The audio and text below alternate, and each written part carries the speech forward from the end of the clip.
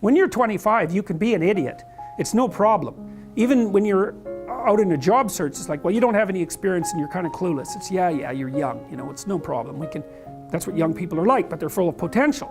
Okay, well, now you're the same person at 30. It's like people aren't so thrilled about you at that point.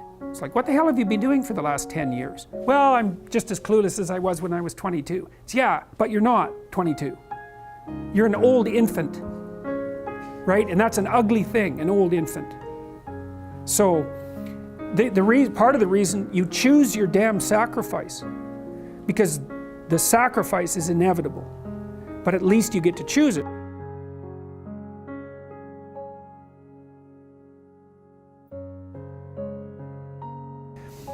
This is the Peter Pan story, roughly speaking. Peter Pan is this magical boy. Pan is the god of everything, roughly speaking, right? And so it's not an accident that he has the name Pan. And he's the boy that won't grow up. And he's magical. Well, that's because children are magical. They can be anything. They're nothing but potential. And Peter Pan doesn't want to give that up. Why? Well, he's got some adults around him, but the main adult is Captain Hook. Well, who the hell wants to grow up to be Captain Hook? First of all, you've got a hook. Second, you're a tyrant. And third, you're chased by the dragon of chaos with a clock in its stomach, right? The crocodile. It's already got a piece of you. Well, that's what happens when you get older. Time has already got a piece of you. And eventually, it's got a taste for you. And eventually, it's going to eat you. And so Hook is so traumatized by that he can't help but be a tyrant. And then Peter Pan looks at traumatized Hook and says, well, no, I'm not sacrificing my childhood for that.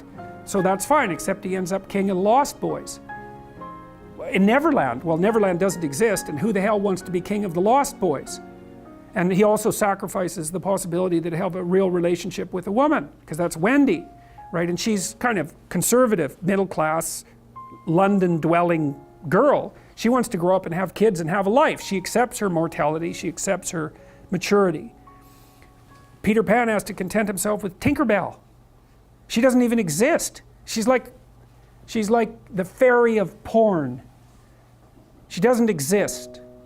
She's the substitute for the real thing. And so, but the dichotomy that you're talking about is very tricky, because there's a sacrificial element in maturation, right? You have to sacrifice the pluripotentiality of childhood for the actuality of a frame.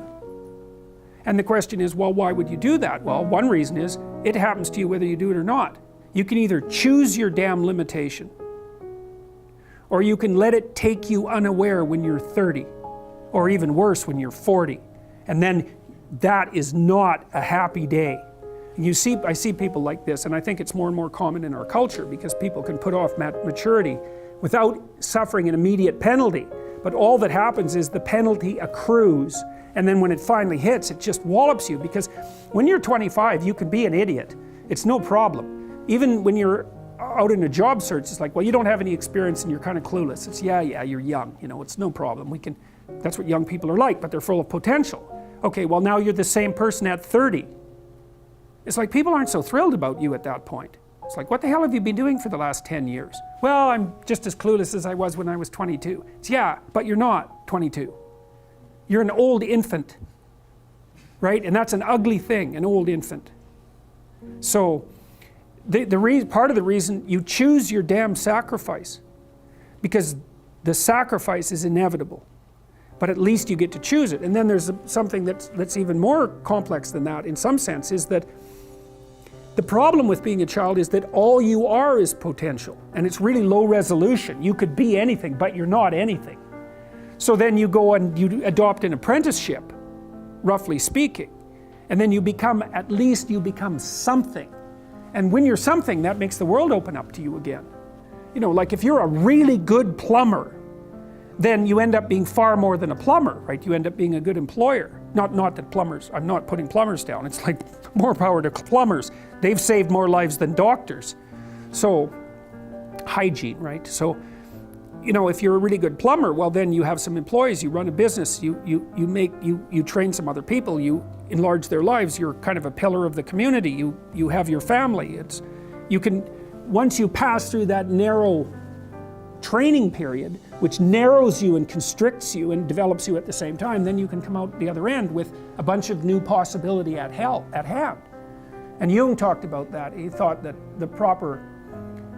part of the proper path of development in the last half of life was to rediscover the child that you left behind as you were apprenticing.